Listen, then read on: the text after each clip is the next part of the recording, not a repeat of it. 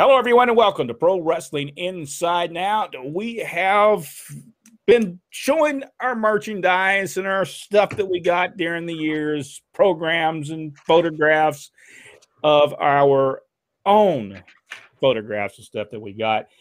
Some great stuff, and it's been getting good reactions from all the insiders. So we're going to go back and show some that we do have. Here is the program that was in Columbus, Georgia. Here's the back of the program. This picture of Superstar was used about 2,200 times. Yeah. It was always on the back of the program. Let me turn. I've got Paul Anderson on the whole time. Let's turn him off. Stan Hansen and the Superstar. What's the medals the Superstar has right there?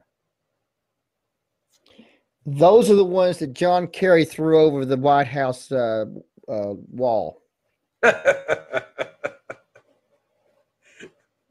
All right. I'm not for sure what he's talking about. I don't know. It was part of the gimmick. I don't think they really were medals. I think he was just putting them over as being, he was this big amateur champion, but you couldn't guess who he was. Because he wore the mask. But these are all the medals he won, as an amateur wrestler and all that kind of stuff. I'm pretty sure I believe that was the story. All right, so I didn't remember what happened there. All right, here we go. I think we sold these pictures, and I actually have the picture that they used. Full page picture of Chief Wahoo McDaniel. Yeah. Jack, you might have even been at one of these shows. I don't know. Yep. Full-page bonus picture of Chief Wally McDaniel, the Georgia heavyweight champion. He was Georgia champion at the time. I was there when he was champion. Here is the most incredible television incident. And actually, by the way, it even says it on the program. Tommy Rich getting his hair cut. Yeah. On television. There you see. He's going against Ole Anderson. Ivan Koloff comes in. They cut his hair. We see Bullet Bob Armstrong. Is that Norvell Austin? Yes. Who was in there? I always loved that NWA set back then. I thought that was a tremendous set. And then I'll show you the front of this. But I like a stupid kid, I wrote all over them. But there we see Ole Anderson, Ivan Koloff, Georgia Tag Team Champions. I think Ole and Ivan, would you say, were they a comparable tag team to as good as Ole and Gene was? I would think so. You don't think so, Rodney? No, they were good. I'm not saying they're not in the same league as Ole and Gene. No.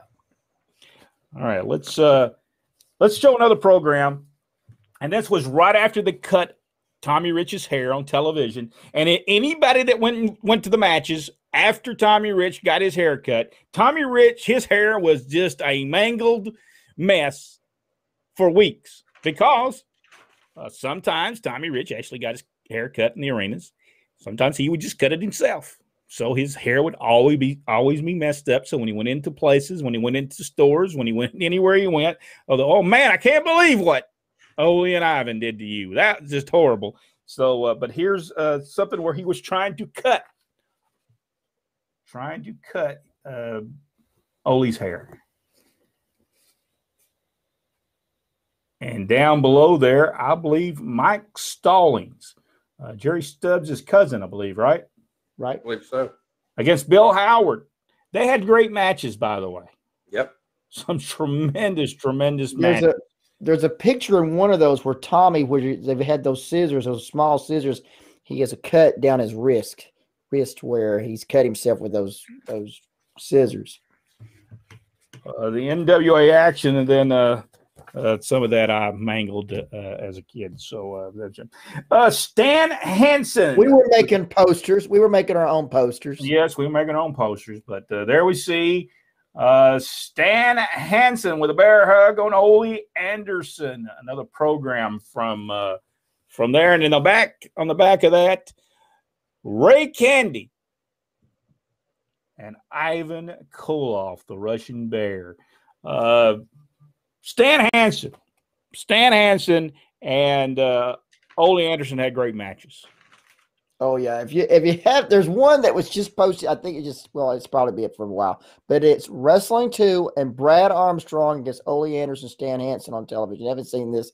It breaks loose into an all-out war. Check that out. It's great. All right, here is Wildfire Tommy Rich against Blackjack Lanza and Tommy Rich and Bobby Heenan. Bobby was over in Atlanta. Man, the people hated his guts there. Some things have been said about between Bobby Heenan and Ole Anderson, and both have made comments about his time in Georgia. We have our own little, because we were there. Here is Killer Carl Cox giving a brain buster. I'm not for sure who that is. He's brain bustering. And down below is that say Wayne Rogers? Wayne Rogers against the superstar. The referee is Ronnie West. At the that would be at the was this the WTCG studios, Rodney? Yes. Because they hadn't went to WTBS yet, had they? No, they're still down on Peachtree. All right. Here is Ronnie West. You know, we talked about him actually taping programs. He would actually do the taping a lot of times. A lot of Gordon Soley's son did that for many years. He actually taped the shows. I think this would have been the years later after, but he would always do it. And we'd always say you knew when he was taping because it was everywhere. The thing would just be, you know, he was before his time. He's like WWE doing their camera work there. It's just, I believe we should actually call the WWE and tell them that we need some money. That's right. They created that long Ronnie West created that. But here he is at the Omni. I think this is at the Omni. There he is taping at ringside, taping the matches.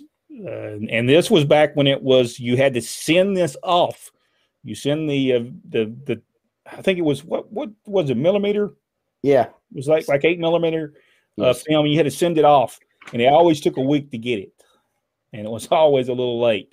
Now I think Gordon Soley's son had it to where he didn't have to do that. And here is a very young. Well, again, I'm Rodney West again. But another, and this will be exactly the same. This is us, probably 1980, maybe 1980. Here we are at the TBS studios in Atlanta. Here we are when we were very young. We are at the TV station right there, and those were Georgia Championship Wrestling stuff that we had on the jackets. That's amazing. Rodney's still the same size.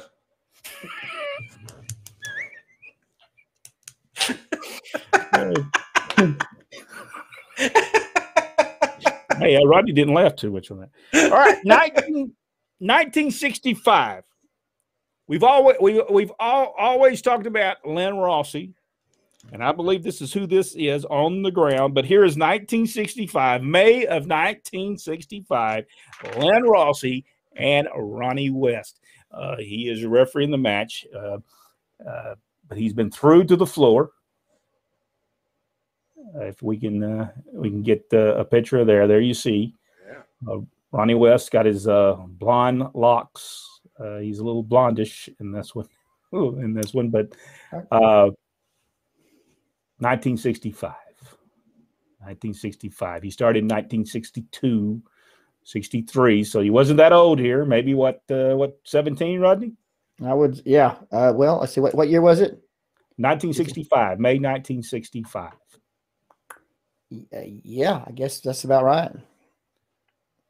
So there he is there. All right. We talked, when people talk about Smoky Mountain Wrestling, here is a run sheet for Smoky Mountain Wrestling while we were there. Well, we were there just for a moment. I think I was there for 10 minutes. And I don't think I ever made a show.